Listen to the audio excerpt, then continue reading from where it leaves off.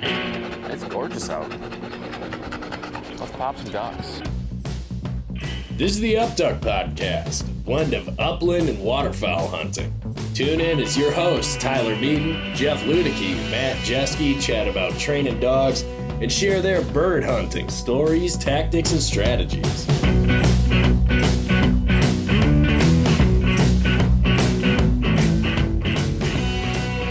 I cannot hear the printer. Matt, you can't hear it? All right, good. Yeah. Okay. You're recording. Yep. You heard the beep. We're recording. I heard the beep. I don't have my footrest. What's happened tonight, gentlemen? How much? Nothing.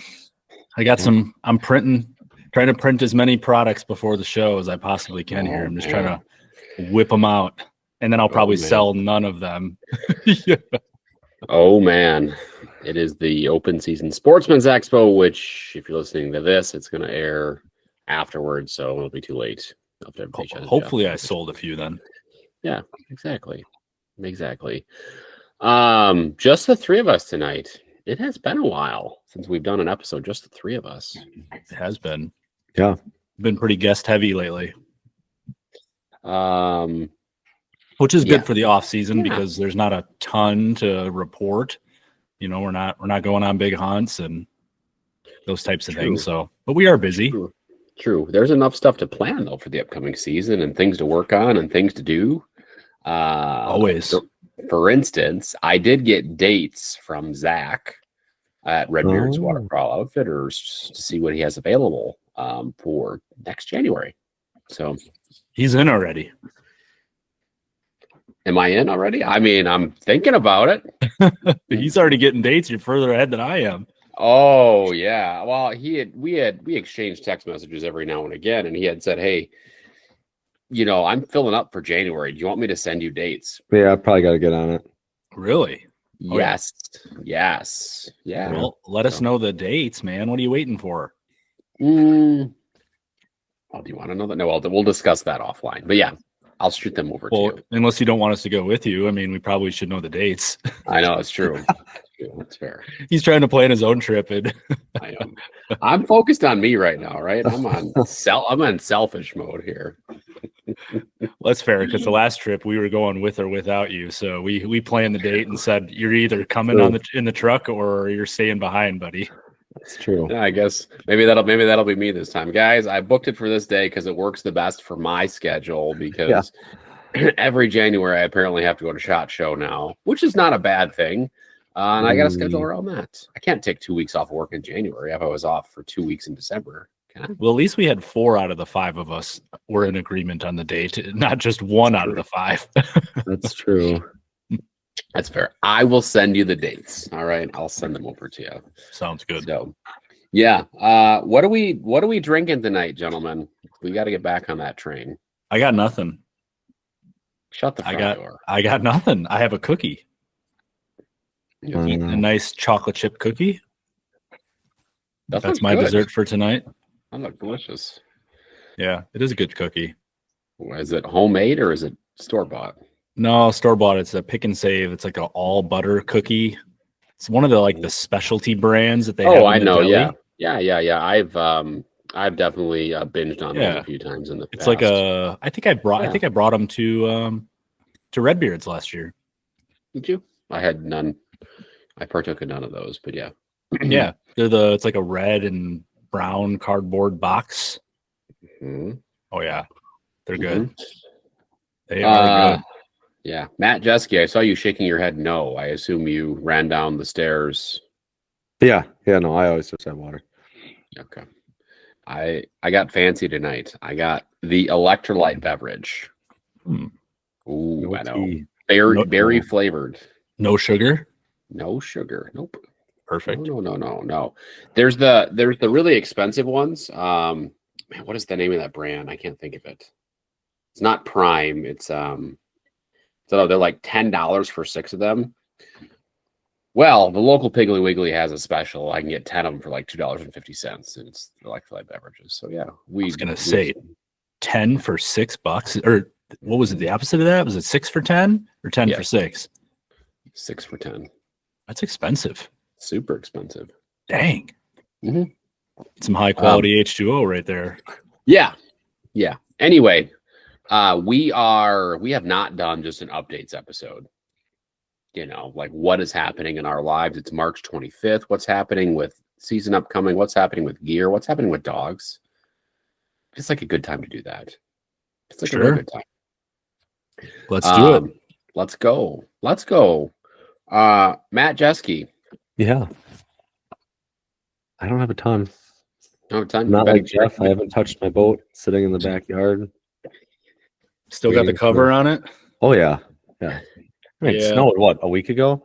That's true. Yeah, no, it's got Had I not bought a new boat, I would have had the same thing. Yeah. So no plans there for a couple weeks, I'm guessing, to figure out if I put pods on them or not. But not a lot on the boat. I went hard on those decoy rigs for a while there. Now that I got those done, just waiting to have it be warm enough to actually clean decoys and string them back up. That'll be turn the water on. Yeah, that'll be a while yet. June. Yeah. When you're comfortable scrubbing things outside, it'll be a minute yet. Nice. Yeah. Nice. What about Maggie? What about poor Maggie? She gets out like once or twice a week, maybe to run some marks and blinds. Maybe. Okay. Maybe. Right. Just maintenance mode. Yeah, that's it, honestly. But you guys have been doing a lot of hiking and stuff with her, though, right? Yeah, I mean, she goes for a walk every day. I took her out today, out on the trail. But yeah, not a lot going on there for training quite yet. I know Tyler's in group training mode. That hasn't quite kicked in over here yet. So, I mean, group training mode is the only training that I'm actually doing. So. Quality though. Quality over quality. That's true. Yeah. You buying any new gear? You booking any trips, Matt? Yeah, one I won't talk about for a while. Okay. But if you guys were talking about Redbeards for 2026, already booking 2027 out, so okay, that'll come eventually. But okay, you'll share those details with us in the future. Yeah. But the man of mystery. Yeah, I know, right? Reservations are in, and got the travel credit card, trying to rack up miles and pay for flights. So it's officially happening. So it's officially happening. Did Kelly sign off on it, or did you just book it and ask for forgiveness? No, it was going to happen pretty much regardless. Okay. But regardless of what she said. Yeah. Sorry, Kelly. I know you're probably going to listen to this. Yeah, scheduled around some things, and it worked out a lot better this year than it was going to be next season. But some ownership things and had happened at the guide service. So, planning for January 2027 for a pretty big trip. Okay, big trips. Yep. Oof. Drum roll. So this year it's going to be probably just real foot and Redbeards, possibly. Yeah, more than likely. Yeah. Maybe another Iowa upland. Yeah, I would assume so. Yeah. All right. I like it. And that one's an easy one for me, right? Just shoot down the highway and that's a couple hours. Yeah. Split a hotel room for essentially no money, and then $40 a piece or something like that. Yeah. I think that's what it was. It was cheap. That was cheap. So dirt cheap. Yeah, that's a cheap trip. And you shoot a lot of roosters too. Yeah, exactly. That's a good trip. Yes. And then I think the only other thing you want to talk about, I just playing with the camera. Yes. Yeah. I mean, I used the other camera on and off throughout the season, but finally just put down the old Nikon and picked up the better Nikon and trying to learn that. It's not easy, but I'm working on it. Wait. Let's go back. We have not talked about your photography in a while. Like if someone has only been listening to us for a few months, like tell us the backstory here, Matt. I always use a GoPro while hunting, and then I don't know, 3 seasons ago maybe I started carrying a Nikon 3200, something like that, and just trying to get pictures of Maggie, attempting to, it's always better than an iPhone from, 50 yards out while they're swimming back or running back or whatever. And when Keegan, I want to say the first time was on the show, I had said what I had and what I had available to me, and I was really uncomfortable using it. He's like, no, you have to use the D800. Like, it's a game changing, camera versus your other one. And then I didn't for about a year and a half. And then about a month ago, I picked it up. And with the trip in 2 years, which I know is crazy to say, I want to just be better at taking good pictures. I'm great at an iPhone, but it's silly when you have the camera and lenses in your closet and not being used. So even just around the house, playing around, taking pictures of Tommy and Maggie in the yard and working on different stuff. But I've been going to the marsh and to the river just to see what I can poke around and look at the spring migration back and getting some pretty cool pictures every once in a while. One works out. Just learning how to use it, watching a lot of YouTube videos and stuff, but it doesn't matter until you're actually using the camera. So that's been the goal, try to get out like once a week maybe. And then usually I'm watching videos, every couple of days or whatever, try to figure some stuff out. Very nice. You've sent us a few of those pictures. Yeah. Like way zoomed in, right? They were pretty far away. I mean, usually most of them were pictures of the picture on the camera, or on the laptop. So got it. Yep.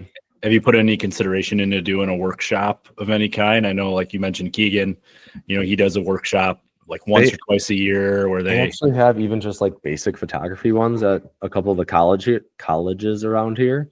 Actually up at Platteville, they always have one. And it's either like I'm always not home or something's come up, just as like a real intro to make sure I know the basics. But that's always on my list of when those come out. Try to get to one of those. I don't think I'd be ready for one of Keegan's type yet.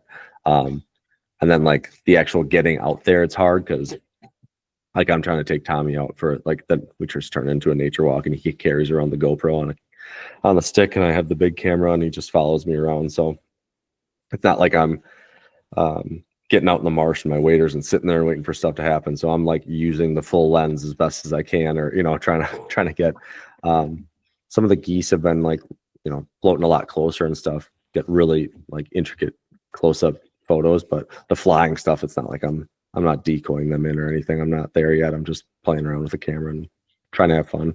I know that pictures next year of Maggie should be a lot better based on what I'm working on currently. So that's the plan anyway. And from what I've learned, it's very difficult to get close to waterfowl when you have a 2 or 3 or 4 or 5-year-old in tow. Yeah, there's a lot of like there's one spot like I'll swing up and then have him sit on my lap or sit in the car seat next to me while I'm just like looking out the window. There's a lot of, buddy, you gotta be be quiet. A lot of that going on. Getting out on the trail, it's the same thing. I'll be like, how about you stand there and I'll go right here for a second. But volume control seems to be an issue. Yeah. Yeah. Yep. Okay. Yeah. You're making me think about getting an expensive camera. I mean, I could the amount of ducks that I could photograph in town here and get up close and personal would be pretty cool. You'd have you always see those, like you drive by and you see some ducks sitting on a log, some wood ducks or whatever it may be, and you're just, man, how cool would that be if you had a big fancy camera right now? Because you could take some really cool photos. Yeah. I walked by a mallard today, like 5 yards away. I was walking across a little bridge. I mean, he was just like, the sunlight was reflecting off the green so bright. It was a good thing I had sunglasses on. I mean, it was just, I was like, man, that is a gorgeous bird right there.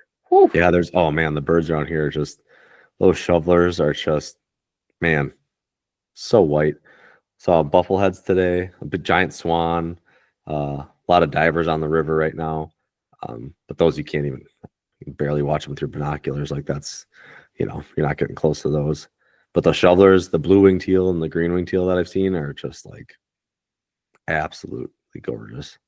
Just rarely see them like that. Yeah, it's where you can actually identify a blue versus a green on the wing. Yeah. Like in the early season, like, I mean, it's a teal, but you don't know if it's a green wing or a blue wing unless they show you that bar on the side, but exactly on their wings. But that's about the only way you're going to tell. tell. These have been just amazing. You can see that big blue kind of swoop on their head, or the white. Sorry, I should say the white. Yeah, cheek patch. Yep. I saw some of those tonight. It's just amazing. Mm-hmm. Yeah. I think we were talking. I had texted you guys. you almost wish that there was like a spring trophy hunt, right? Like Wisconsin or all these states would offer something, just for like a weekend or a week or wherever it may be. And maybe, the bag limits are super low or whatever, but how cool would that be where the people in Wisconsin could actually get a chance to shoot some of these like full color birds, right? Because most of us don't get a chance to do that. No. Like you'll get your greenheads, late in the season and your wood ducks that are full color, but the teal and the shovelers, like the pintails, like you're just never going to see that here. Yeah. So, which is unfortunate. There's just so many around too. Like you never see birds like that in the marsh that I was at. Like that plentiful. I did read an article at one point about how sometimes the spring migration is different. Like they'll hit and eat and rest in different spots than they normally would on the way back, like down, just because like after winter there's different like nutrients and stuff coming up through the water. So like that's why you'll see dabbling, like that's why those shovelers are there. I never see shovelers, like, but they know from the reverse migration that there's a different type of food source potentially there than on the fall trip down. So it's kind of interesting to think if that's why or whatever. But I would love to learn more about that, because it does seem like they come in like bigger groups too. Oh yeah. Like the marshes. I mean, there's not any pressure, so obviously that changes things. Yeah. But man, the numbers that you see and the Just in variety general, that you see, like even flying around, like there's a lot of birds that you'll see around here right now that you will not see in the fall. Yep. Right. I mean, you could go to the marsh and see a whole bunch of pintails. I mean, you'll see them here, but not in the numbers that you're seeing right now. It just doesn't happen. Yep. Exactly. So yeah, it'd be really interesting to learn more about that and why that is, why the reverse migration may or may not be, so different than the fall. Right. We'd have to, I mean, we could get a biologist on and talk about it, but then we'd have to like think ahead of time, like that's what we're going to talk about. And only thing we're going to talk about. Because there's so many things, there's so many directions we could go with it. Yeah. There's too many directions. Good stuff. So it sounds like for whoever's listening to this, now is the time, everybody, to get out and see some of these birds that you don't normally get to see with the amount of color that they currently have. So get out to the marsh and get the binos out, get the camera out, and take advantage of it while you can. Yeah. Jeffrey, why don't you tell us about that little project that I saw in your garage yesterday? It's really coming along. It looks really nice. Oh, my boat. Yeah. Yeah. Tyler got to see it yesterday. I did. It's beautiful. Yeah. What do you want to know? Give us the scoop. Give us the latest. Well, I don't know how much I talked about it early on any of the podcasts. Well, then start at the beginning, Jeff. Give us the whole story, because she was beautiful. And I was just imagining sitting in that thing in about 6 months and shooting birds. That's what I was thinking about. Yep. Got your spot all ready for you. Got my spot ready. I actually though, I had a vision though, and the dog I had next to me was not the red dog. Oh, that's right. That was you were talking about Ren, how perfect she'd fit on the floor right next to the seat, Yeah. So it was weird.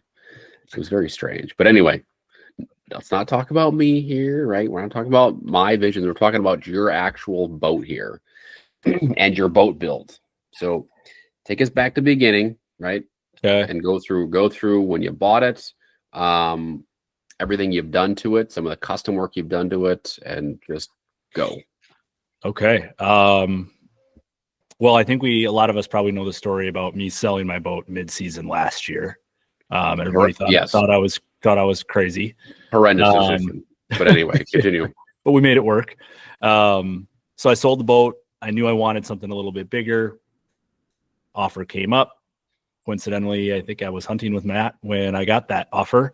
The boat was gone that same day after Matt left, like 3 or 4 hours after he departed my house. The boat was gone. And I was scouring the internet, for months and months and months trying to find the right boat. And I knew I was in between like a 15-footer, a 16-footer. And then I ultimately ended up with a 1542. It's an all-welded boat. The brand is actually All-Weld. So it's got a full floor in it. So no center seat. which a lot of like your typical John boats will have a seat in the center. This one does not. It's an open floor plan, just has one rear seat and then a deck in the front. So it's longer, it's wider, it's heavier. It can handle more horsepower. It's can probably do 3 guys and a dog. Most likely could hunt 3 guys and a dog out of it, which is what I wanted. That was my biggest issue, with my old boat is the more people that end up wanting to go with you, the harder and harder it is to coordinate that when you have a boat that only holds 2, where you got to drop people off and go pick people up on a trail or whatever it may be. And you're kind of like a shuttle service if you have more than 2 people going out with you. So I knew I needed something bigger. So yeah, I found a boat that was out in Michigan. It was a dealer that turns out All-Welds are kind of difficult to get your hands on here in the upper Midwest. They're from Louisiana, so difficult to find, but they had some in Michigan. So my parents actually, it's kind of funny, they wanted to do a road trip, so they went out and got it for me. So I had everything lined up, had it all paid for. And they did a little road trip around Lake Michigan and picked it up and brought it home. So I was very fortunate for that. That's probably the wildest part of the story right there. I mean, that's pretty crazy and pretty awesome too. Yeah, for sure. I mean, I would have made it work and went and got it, but it just was convenient that, they're both retired. They like to do these little 1 or 2 day trips. And explore different areas. So they hadn't been on the Michigan side of Lake Michigan for quite a long time. So that was fun for them. So yeah, and then I started my build. Got it in the garage and it's been there ever since. And it's pretty much, aside from a blind, it is ready to go. I bought a new longtail. So that was another thing that I was going back and forth with for quite a long time. Between a surface drive and a longtail. I've always loved backwater longtails. And I ultimately decided to go with another one of those. A lot of it was price. Some of it was the unknown. Some of it was the type of places I like to go with my boat. I have to jump a lot of down trees and things like that, where surface drives, can get hung up. Especially if you're not going at it with a bunch of speed.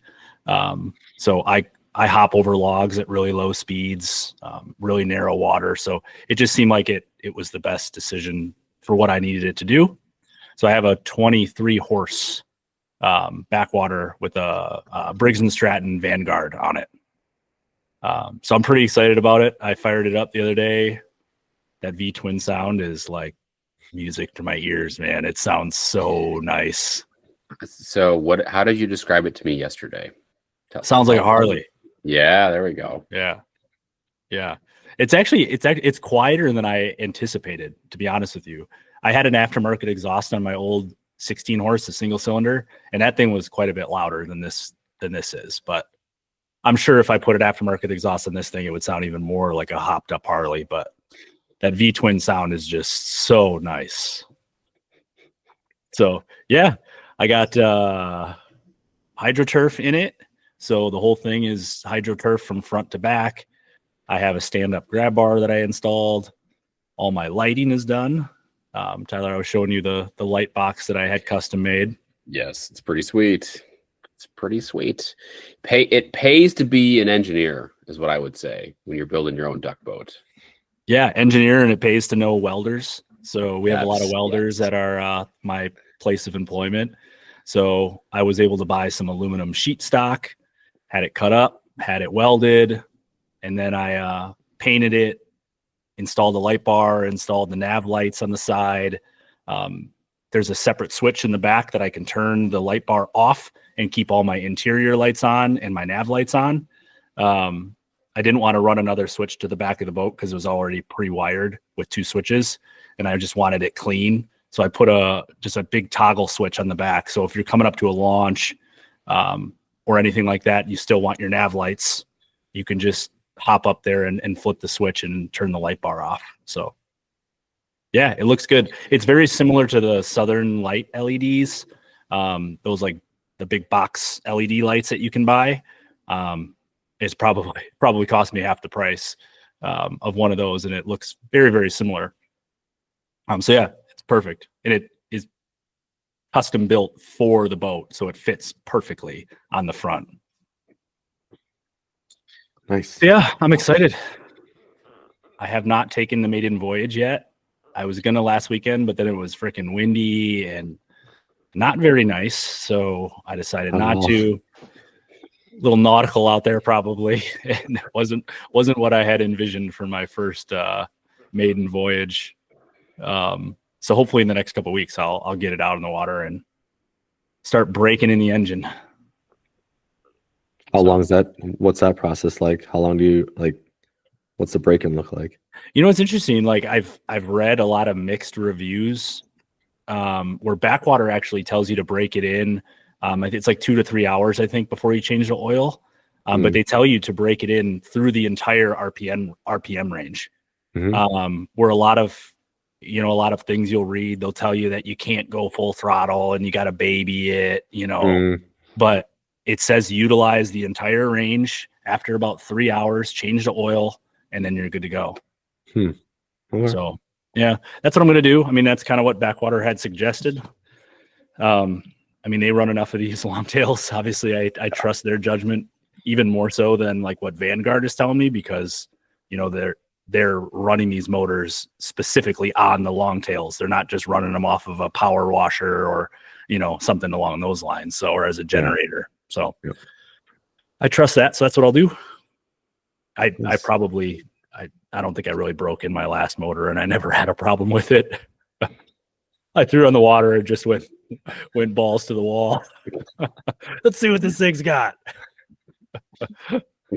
This one though is quite a bit more expensive. So the last one was a Harbor Freight motor. So I think I'll follow the recommended guidelines on this one. Probably a good call. Yeah. Just promise me you're not going to sell it mid-season. Okay. Not this season. I'll say not this season. Didn't specify what season. No, this one I'm going to keep around for a while. I've had success, making profits on my old boats. Not a lot, but I either break even or make a little bit of money on them. And we're not including my time, because then I would, you don't include your time because you're having fun. If you did, nobody would make any kind of money on this kind of stuff. But this one I would not make money on. I bought it brand new, so buying a John boat brand new is not the cheapest thing to do. So yeah, I'm not going to sell this one for a while. You'd have to. I feel like you'd have to move to like a new location where you'd need like a different boat and a different setup for the grounds you're going to be hunting. Yeah, in my main spot, like this is probably as big of a boat as you're going to want where I go, or where I go normally. Right. So yeah, it's kind of built, purpose built for that particular area. So yeah, that's my boat. Are you going to take Matt out on it this year? That's the real question. If he comes into the area again. Yeah. All right. Okay. Yeah, hope so. Make it work. Well, now all three of us can go on there at the same true. time. That's true. Oh man. That would be something. Yeah. That would be something. It'd be fun. We'd have to get the 360 cameras, the GoPros all set up. Oh boy. Oh, I know. I do need to come up. I want to buy a suction cup mount and a better GoPro this year, because my light bar would be like the perfect spot to have a GoPro, and you could just run that thing and you could do a time lapse or whatever it is. You could probably get some really cool footage. Yes. You have to keep the GoPro pointed in the right direction though, Jeff. Yeah, not down at the water. Until I get to the spot that I don't want people to see, right? I don't want to. I can't film the entire trip. Yeah. No. Only the middle section. Right. Exactly. The start and the finish we got to keep under wraps. That's right. Oh yeah. See, it should be fun. I gotta buy a blind yet. So I'll probably buy a beaver tail blind. I like those. I have to get the next size up that I had from my last boat, and then I'll start grassing it in. So I'll probably do that, little bit late summer. And yeah, I think I'm going to buy some of that synthetic grass like Matt has. Mhm. There's a couple brands. There's the blind grass was what you have, right, Matt? Yep. And then there's one that's called Last Grass, I believe. And Backwater is a dealer for them. I think it's Last Grass. So it's a similar thing, just a different manufacturer. So, and you've been happy with yours, right, Matt? Yeah. I'm gonna when I get that silhouette blind thing next, silhouette blind, that 360 solo blind or whatever. I'm probably gonna do most of that blind in that this summer. Oh, you're gonna get that. I think so, because Nice. I'm pretty much convinced I'll be taking Tommy out this year. So Cool. stuff him in there and then, see what happens if we need it, depending on where we go. Well, even if you hit some public on your boat, you could just there's a collapse couple that spots thing and throw towards that the on end of the there year and- when my dad was going out with me. There was a couple spots that it would have been beneficial to have something that would have, instead of just sitting up against a tree line, I could have had a little bit better shot at a few birds if you had that wraparound blind. So yeah, I kind of put it on everything. I mean, the dog blinds that I have are completely coated in and out. And I mean, it looks, well, you saw it on Maggie's when I took it out on your boat. I mean, it's pretty good looking stuff. So Yeah, it's nice. yeah, super robust. So That's good. That's good. Add that to my list. You forgot about that one, didn't you? I did, yeah. That's better than trying to brush it in from beginning to end every time you take out your dog blind. So Yeah. It's probably be pretty heavy though in some walk-in spots, like particularly the one that you go to, Tyler. Like that would be, unless you had it in a cart, that would be quite the thing to lug around. I mean the dog blind itself is the Momarsh is 44 pounds, I believe. Oh, jeez. Well, you probably wouldn't even need the Momarsh if you had that. You could probably just put the dog right in there with you. True. Is there a dog door on there's this? a dog Right? hole, yeah, right in the front. Yeah. There you go. Yeah. So, but even like the grass though too, right? Like buying the grass, so I don't have to brush the dog blind in as much. So, yeah. There's always more stuff to buy. That is true. Always. Waterfowl. I mean, I feel like waterfowl hunting is right. There's just more stuff to buy with waterfowl hunting. You can't get enough stuff. No. Just, It's true. Yeah, it's got to be. I bet you it probably has the most stuff. Like, I mean, you think about bow hunters spend a lot of money on gear, but they don't need as much, right? Most of the stuff is just a backpack and their bow and their clothes, right? You don't have all the decoys, the boats, the kayaks, the blinds, like all that kind of stuff. There's just so much more though, right? So like even us who don't we don't do too much out of the box, but like you've got early season, so you've got decoys for teal and wood duck, you've got late season, you've got goose spreads, you've got, and that's not including snow geese and any other like specific things, and then you've got early season grass, you've got late season grass, you've got just, there's a lot of variety versus maybe some of the other hunting sports. It's like we're like bragging about this. Like this is like a competition. It's not good. I wish it was way cheaper. It's actually not a good thing. Hey, we spend more money than you. We're better hunters than you guys are. It kind of seems like that. But yeah, I wish we didn't have to. Yeah. It's actually not the case.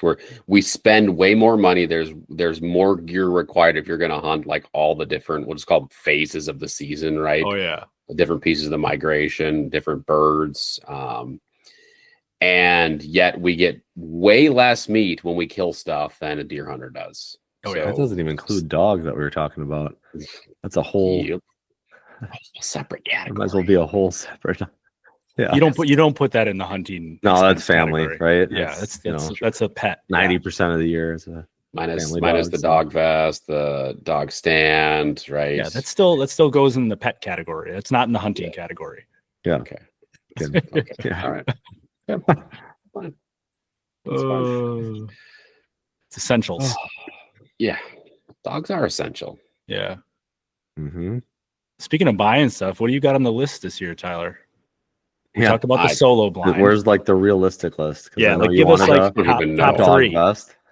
The dog vest, yes, vests. Did you get the Tango Free one that was on sale? No, I forgot to buy it. Sorry. Is it still on sale? I have no idea. Life has been kicking my butt. Yeah, Tango Free was running a pretty good sale on their Max 5, which is like the older Max camo. They got on Max 7 now, so Max Lucky 5 for you, stuff. it's on sale, Tyler. You better go. Is it still? Yeah. It was like $30 for the Max 5 dog vest. That's pretty cheap. Yeah. It's really cheap. Oh, wow. Get it by 4.7? Better get it. Get it while it's good, Months Tyler. ahead. Put it, Yeah. add it to the cart. Yes, so don't forget. Otherwise, it's medium. gonna be sold out. Little Mackie fits into medium. How about that? And you already know it fits. You were able to try it out. Well, I don't know about Mac, but it sounds like you're gonna have to cut that one for Ren's fit, right? Yeah. Mac's got a season left. I'm gonna take him out. I do want to break. He's Ren got though. like 3 seasons left, 4 maybe. He turns 9 in November. Oh yeah, he's got some miles left on the tank. Yeah, easily this season. Yes, easily this season. Yeah. Oh yeah. I do want to. It sounds like 2 dog vests is what I'm hearing because they're $60, $30 Yeah. a piece, man. That's a steal. I am not taking them both out. It might be free shipping after $50, so you might have to just do that. Gosh. I can't buy a size smaller than the medium, so there's no point in buying 2. Add 2 to the cart. So I don't even know. I mean, I got to get my gun situation figured out. yeah, that'd be good. That'd be a good one, right? So if you're I don't know what you want to call it, exchange situation doesn't pan out, what's your plan? Are you gonna bring it somewhere? His plan is to win one at the banquet next week. That is my plan next week. Yes. Boy, well, I guess we can see what happens after next week. Yeah. Open a ask prayer that question here. again. Yeah. Put that one on the Sky Blast questions for next week. Yeah. Write that one down. Yes. Oh yeah. That is my plan next week. You know? So I it went really in sounds like you're gonna have to take it somewhere if that's not. I know. Because if not, you He has could to just take himself somewhere. that and well. get some lines. That could be 50% of the problem potentially. Could be the mounting situation. Yeah. So I mean, even if it's like a supernova, I'll take that. Right? That it would fire probably 3 times. It That's would probably Right? fire. Supernova's a pump. Yeah. Yeah. Right. Yep. What's the semi version of the supernova? I mean, like an M2 or M2 Black is that the Eagle? one? Yeah, Yeah, the Super Yeah, Black Eagle is more of like your high end. it is. I mean, if Do you're they looking have at a middle cost, ground one? An M2 isn't that much cheaper. Like Oh, it's not. $200. No, Gotcha. no. They offer those in camo patterns too, or is that just black synthetic? Yeah. Because all the super, like the Novas are all, at least all the Novas that I've seen are black. No. Do they offer they've got camo ones too? Yeah. Yeah. I don't look at Benelli stuff too much. Yeah. Yeah. So I don't care. That's the plan. Win one at the banquet and not even worry about it. But I do need to get that figured out. 20% chance here. Winning a fight. 25. Right. Actually, no, 20. It's 20. It's what. Yeah. So I don't know, Matt. That's to be determined. I haven't. I'm just gonna play this out a little bit. Right. There's a few things up in the air, and in a month I'll know what I need to do. Gosh, what else is on the list? I've got enough decoys now. Like I've got enough decoys where I'm in a better spot decoy wise. I need to get a cart, right, for walking stuff. I need to get a better cart, right? The old wooden wagon with the old tires that are a little bit holy in them, not like the all-terrain tires on some of these new red wagons. Like I need a real war wagon here to drag this stuff. He's a war wagon. Yeah. Those are you could just modify that wooden cart though. Put some bicycle tires on there, like Matt has. Yeah. Maybe. Yeah. I've been checking out those Harbor Freight ones. I'm pretty sure that's where I'm going to get mine for this That would year. take some hillbilly manufacturing though. Yeah. Right. And remember, I work in insurance. You guys are engineers. I work in insurance. There's a reason here. All right. Takes all kinds of kinds, Tyler. That's right. That's right. So I wouldn't hillbilly, know. I don't know shit about selling insurance. I'll tell you that. yeah. Hillbilly manufacturing, not in my DNA. All right. I think that's Duct tape and prayers. Yeah. Duct tape and prayers. I'm just curious. Ratchet straps, duct tape. Yeah. I'm just curious to see what the water level is at the main spot, because that'll change too. Like that might determine the specifics of what I need to look at, though, too, right? I could buy something that water would be way different and be like, well, I should have actually bought this instead, from a gear standpoint, but from a cart standpoint, I should say. But yeah, those are the things top of mind. Add the grass right to it. There's just lots of little stuff. Start buying now, spread it out. That's true. It's true. Yeah, play shadow games with the bank account. Do you know what should be number one on the list? It should be like private calling lessons. That should be number one. You know, We have connections with lots of competition callers, Tyler. we do all of a sudden, don't we? Yeah. True. True. I feel like I'm in a decent spot. If I need to make it happen though. I'm talking a big game, but I'm not actually taking any action here. I'm not moving any rocks. Just sitting there analyzing them, counting them again and again and again and again. Matt, are you against leaving a call in a vehicle? No, I used to have a call all the time. I haven't had a call, especially if they're cheaper, right? Yeah, and I haven't had a call on my truck in quite a while. I only have a 5-minute drive to work.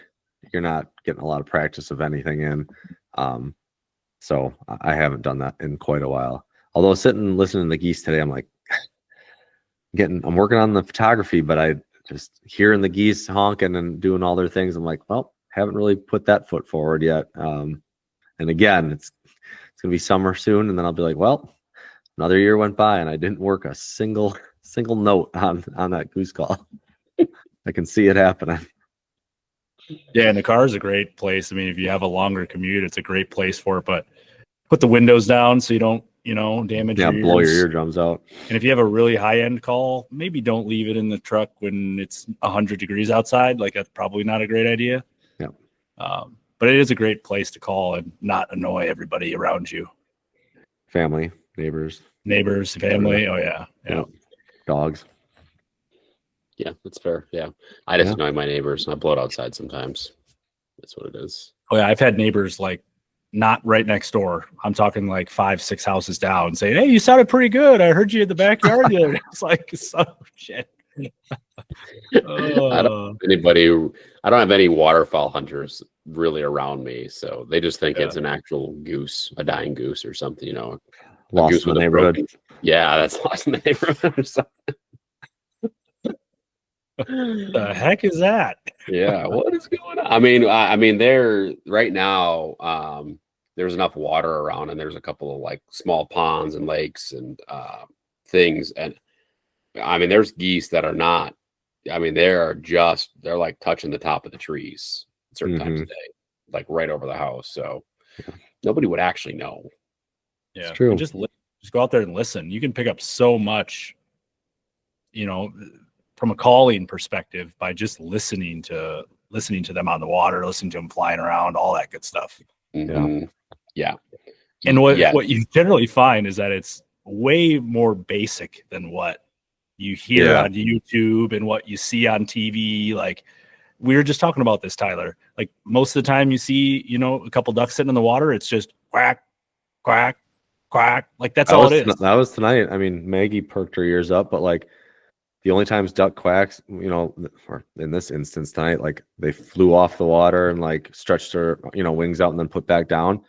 I probably heard that like 3 times. I was out there an hour walking, like the actual, couple quacks in a row. I don't know if they weren't eating. I don't know if it wasn't, I couldn't hear the mallards. I heard nothing out there. The coots were probably the loudest, honestly. And there's hundreds of those out there. Yeah. Splashing around and stuff. But as far as like actual duck noises, the coots and the geese were by far the loudest. And the geese were kind of getting loud because I think they've got different nests out on the muskrat huts. So they get kind of protective with the other geese and, ducks and stuff flying around. So they get kind of loud and rambunctious and splashing. But for the amount of ducks out there, it's not like it's, it's not drowning out the other noises you're hearing. That was kind of interesting. basic quack and a little Oh, feed yeah. call, like that's all you need. That's You know? that's all I have. There's enough ducks, especially this time of year around, that are buzzing around the neighborhood here and dumping into wastewater ponds and stuff. And that's all I hear. I hear feed calls, feed chuckles, and I hear just the basic quacks, just rant. Yeah, not a lot going on. Yeah, Nope. that's it. Oh, nope. I can't say I've heard too many ducks give the old hail call. So Not usually. That's what everybody in the marsh does. that's true. Yeah. That's That true. is true. That's true. Yeah. So Stuff.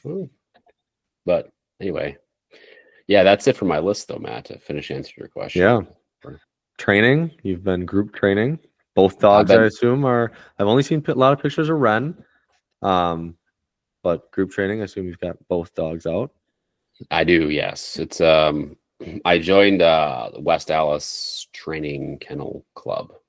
They have some very nice grounds. I just needed access to different people, different grounds, different ways of doing setups and things to just show my dogs more variety is really the thought process, right? I'll still have my Monday night group training, and I'm like, well, this is going to be way different, right? It's one is set up as HRC style, right? You're handling a gun. The other one is AKC style, where they're firing out in the field. They're AKC, right? Correct. Yes. Yeah, that's what I thought. Because it's a field trial club. Yep. They have a bunch of hunt test guys. Yep. And it's been really good, really, really good because they have this group training. It's on Sunday. It's more for beginners and stuff, but it's the only time I can train. Yeah. So I show up there and I convinced a buddy. He's like 30 years older than me, 25 maybe. That I train at Monday night groups during the summer. He joined out there, and then actually someone that listened to our podcast, who had shot me a message in the fall and said, "Hey, you said if you wanted to come out hunting, or if anybody wanted to hunt, just shoot you guys a message." And he reached out to me directly. We never lined up an actual pheasant hunt, but then he had sent me. I told him I had joined at West Allis, and he said, "Actually, I did too." And I was like, "Okay." So he actually came out last Sunday. So I got to see his dogs. He's got two very young dogs, one who's like 18 months and one who is like 5-6 months. He's got some. Yeah, he's got some. That's a lot. Yeah, and he's got a newborn at home, 2 weeks old. Oh, jeez. Yeah. Yep. I'll say a prayer for him tonight. Yeah, I know. Yeah. So John, we are praying for you here as you go forward. But no, he's got some really, really nice dogs. His 18-month-old, he has the upland speed hunting stuff, like the BDC stuff. Yeah. And man, there's one dog is lightning, like fast. So probably do some more training with him. Have there's a small group between those two guys and me. We could go out and train individually during the summer, like as a small group. 3 people is enough to sort of speed things up. We're not training solo. And then I do know a couple of other club members out there that have their own hunt test group. And so I have opportunities to go there by myself in the future if I have more time or with them. But I don't know. It's 1 day a week and that's it. Both dogs are going out. Focus is really on just, I don't know. I try to screw Mac up, try to make him think and do dumb stuff. And he does. He's been doing a good job of that. He's still a good dog. Ren is all about development, and she is Mrs. Inconsistent, whatever you want to say there. But she's giving me a lot of hope, though. Like I'm feeling like, okay, this is really what she needed. She needed more of this, less solo training, more group training, right? We're training with birds. They get real birds every single time. Yeah. So she's gonna be 2. Did turn 2? She's 2. Yeah. That's what I thought. Yeah. So I'm excited, and that's why I'm like, I'm starting to think about hunting with her actually, which is weird. So what is the goal for her from a training perspective, or from a test perspective, I should say, this year? Do you have any goals, or do you think you'll focus more on the hunting side? It'll be both. It feeds in. One feeds into the other. Mm-hmm. So on the hunt test side, right, it should be a finished title. I'm not going to have enough time to train her to push her to that level. I'm just not. You know, so it'll just get her season title and like continue to just see where we end the year at from a skill standpoint. It'll depend on how many reps, how much training I can get her.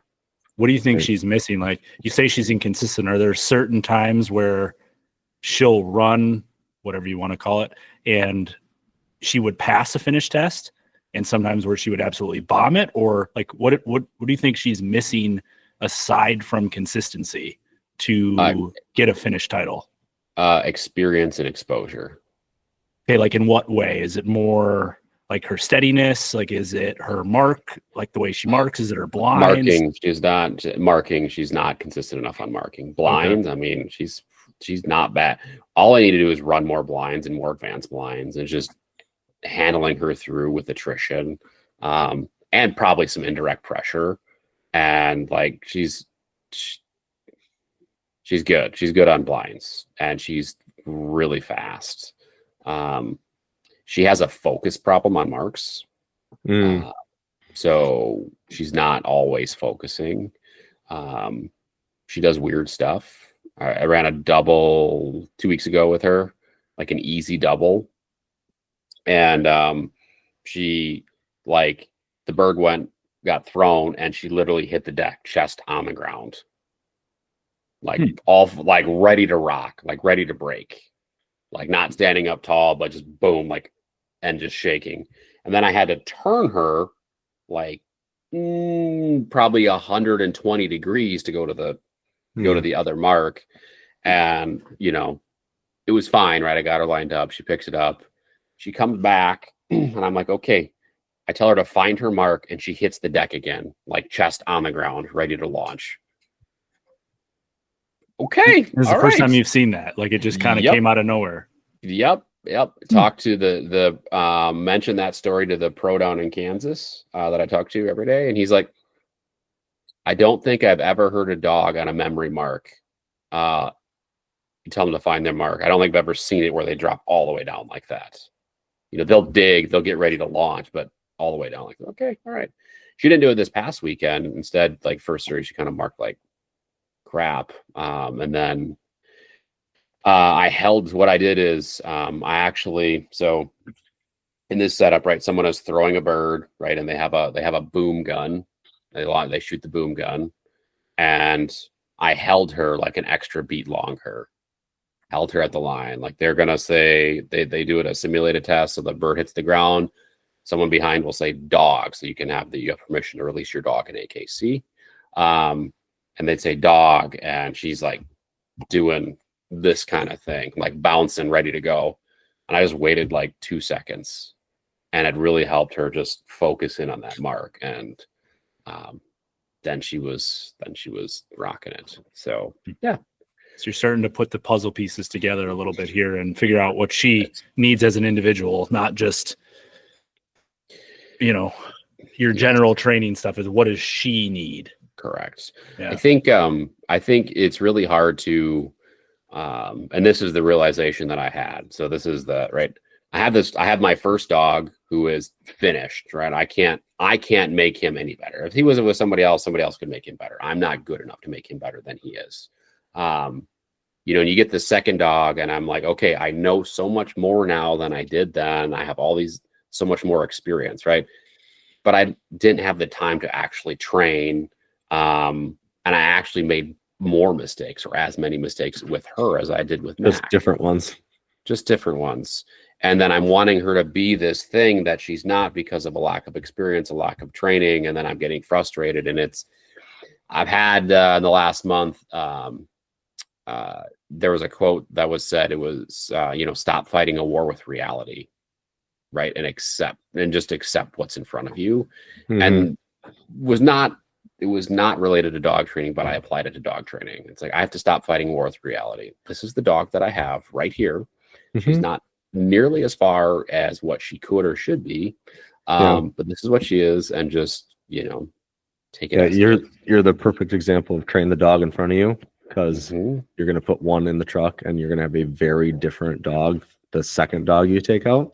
Yeah. Because I've talked to people about that, because that's one of my things with Maggie, right? Is I know when we go to the line and group training, like, probably won't break. She'll probably creep, I'll get angry or I'll get anxious about it or whatever. And then like, as I've asked people who have had that as their first dog, I'm like, how do you have a second dog in the house? And like, you've got this one thing and then you want a very different thing, but you don't know how to get there on this other one. And they're like, it's a different dog. Like you don't, until you have it in front of you, it's hard to explain. Like put the other one up and get the puppy out. Like you have a different, block that you're working with now. Like and you have to tell yourself, because like you can get pissed at Matt because he should know better. I had that with Maggie in the front yard this morning or like this afternoon, like you should be doing this and you should know how, but Ren doesn't know any of that stuff, or limited, I guess. Right.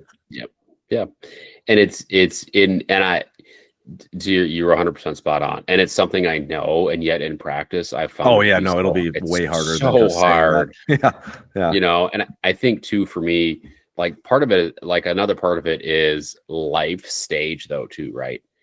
When I've gotten Ren and the time that I've had to train has been less. And the time when I do train, it feels so compressed. I feel so rushed. So like Run Mac, he does something dumb. Right. And it's like, dude, you get a little upset and you put him up. I look at my watch and I'm like, son of a biscuit, gotta hurry. And it's like, Ren, let's go. Ren, hurry up. Why are you not in perfect heel? Why are you pushing out from? Why are you doing like just you can get in your own head so easily because you have the dog, you have the other dog who can affect you. You have the time constraints, life pressures, and it all kind of comes together. Do you always train Mac first or do you switch? No, I switch sometimes. It just depends. It depends on what it is. If it's a setup, I will usually run him first because I just want to see test dog. Pretty much, yeah. Yep. Yeah. It's like if he blows a mark, I'm like, ooh, what is I got to think about how I'm going to approach this with Ren. Yeah, no, that makes sense. So, because that's a dog that just like I've never had an issue with marking. So if there's something he struggles with, it's like, okay, that'll be tough. That's probably going to be a really hard mark. Yeah, I'm going to be a struggle. So that makes sense. Yeah, it's fun though. I'm enjoying it. It's more of a hobby it's much more of a hobby than it used to be for me. Right. I wish I could do it more though. Really do. Yeah. But I can't. I gotta get a chance to think about it. Stage of life. Yep. And maybe you'll see that, as the kids become more independent and grown and out of the house and what have you, and you'll have a lot more time. Yeah. Yeah. We'll see. Probably. But speaking of Ren though, she's going to be the solo dog at the trade show. Oh. Mm-hmm. Lainey has demanded that keep a dog home. Keep a dog home, right? She needs a dog home. Ren sleeps with her, so or on the bed next to her. That big red dog would steal he would steal the show, man. Like everybody gravitated towards that red dog. I know. So that's, but I also want a dog here who's actually going to bark when people come to the door. I mean, like Ren is just oblivious to everything. We have a front door that's like all glass, and then you have like the actual main door, and we'll have that open with like the sun coming in, and she lays in the sun a foot from the door. We've had delivery drivers come up, drop their package, take like a candy bar or whatever else is out there. She doesn't even move, doesn't bark, doesn't get excited, just stands, just lays there. I don't understand. You'd be surprised though. Like they know when the scenario changes, right? Like if that person decided to open the door and come into the house, they can sense that. Like I bet you'd be surprised at how quickly they can flip the switch. Jeff. You're like, no chance. Jeff, I've taken this dog for walks at night, and when there's something scary and I'm between her and the scary object, she bolts to the other side of me. Sounds like Josie pushes you out in front. Yes. You go first. Yes. Yeah. Yes. So I'm she'll be the one there. It's that solo time will be really good for her. And yeah, it'll be really, really good for her. She's pretty cute, she's a little pint-sized Labrador, and she's also incredibly affectionate and loves this type of thing. So it'll be good for her. people do gravitate toward Mac, right? Because he's dark red and stuff. He also hates it though too, which is hilarious. Yeah, he usually does not have a good time. No, you can just see it. I mean, within 30 minutes, he is laying down, looking the opposite direction. You get the side eye. I was gonna say the big side eye. Yep. Yes. Yeah, the side eye. So yeah. So that'll be good. It'll be good for One her. less She dog needs in the more hotel sleep. room. So That's also good too, since one of the guys staying in the hotel room was allergic to dogs, and I had 2 of them in there last year. So 50% better. it's 50% better. I might have her sleep in the truck. Put her in the bathroom or something. Yeah, I don't know. He can't. Yeah, might sleep in the truck. That's that, and that's okay too. She'll be totally fine. So, other than that, I'm not building any boats though, so I don't have anything like that. Any fun stuff. We had cameras, boats, and dog training. That's right. Those are the topics tonight. Yeah. I mean, it's March. It's March. Hopefully, training season kicks in here soon, but there's a lot of stuff to move before I can make that more of a reality. Yeah, Just we're getting still to kind of in that transition stage for everything. It's like we're just waiting for that weather to warm up so we can actually get outside and do some more scouting and photography and boat builds and all that good stuff. Dog training, like everything. Yeah. It's just That's been amazing. rainy, windy, cold. Windy. Brutal. Yeah, the wind for like a week straight. It's been Terrible. very windy. It's been terrible. So yeah, nicer weather, always helps from a training perspective too for me and for everything else that you stated too, Jeff. Mm-hmm. So I want to, days are getting longer. We just need nicer weather so we take advantage of that. Yep. But get out and go look at some pretty ducks, everybody. Right. That's Yeah. You got to get out there now. Mm-hmm. Do it when you're listening to this podcast. It is going to be a week after we recorded it, so your Perfect time, Yeah. it's shrinking down here. Mm-hmm. Get out there, make it happen. Yeah, there's some big numbers out there right now. Mm-hmm. So Yes. All right, gentlemen, anything else for the good of the order here? What do we miss? I don't think anything. No, I think we're good. We didn't talk anything upland, but we can do that on another episode. Oh, it's I haven't done any game for months. Nope. Yeah, me neither. I haven't done a single one this year. Nope, I didn't do one. I didn't get out. No fun stories. We gotta make that happen this next year. Is it still open? Can you still game farm hunt till the end of the month? End of the month? In Iowa, it's end of March for sure. Yeah, that sounds right. If they have birds, and obviously there's a lot of caveats with that, but that's crazy to me. It's crazy just to think that people are still out there chasing birds. yeah, when there's you could have 75-degree one day and the next day it's snowing out. Kind Yeah. of makes it hard to plan anything really. And you just kind of get out of that hunt mode. Then you're just more in like prep mode and planning for next year. And you just kind of forget about that stuff. Well, and it gets quickly to be like, around the house season, right? Like all the spring work and garden prep and yard work and all that other good stuff that comes. Yeah. Yeah. So, Yeah. That's Not looking forward to lawn mowing season, that's for sure. No. Mm-mm. I don't mind it. I don't hate it. I'd like to get a rider. Podcasting time. I'd like to get a rider. Never I used to mow do my it for like the exercise, but now it's like my goal is to be done as quickly as possible. Yeah. Like it's not so much the exercise right now with the kids and stuff. So it's like get it done as fast as I can so I can go on to the next thing. Yeah. So, but I also don't, it is nice to force yourself to walk it, but you could get a rider, cold beer in hand, Oh, that's what I'm talking about. And I could turn into one of those guys that does it with like the jean shorts and no shirt on, Oh, absolutely.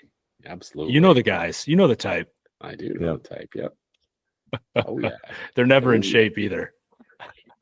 Gotta buck that trend, Jeff. Get the tube socks, the jean shorts, and no shirt. The chest hair hanging out. Cold beer in the cup holder. Yeah. On like a 1960s rider. Oh, baby. Yep. Just get a straw hat, right? Cowboy hat, straw hat. Just, protect your... Yeah. Make a mega hat. Yeah. Protect those ears. Yeah. There we go. So yeah, no, that's good. Yeah, that's it. That's all I got. That's all So I got. Yep. we can wrap it up here. If you made it this far, thanks for tuning in, making it through the updates episode. They will get more exciting as we go along this year, I promise. And please, if you haven't, leave us a review. If you got feedback for us, send us a message on social media. We'd love to hear from you. Outside of that, have a great morning, evening, afternoon, night, whenever you're listening to this podcast. And we will see you next week. Peace.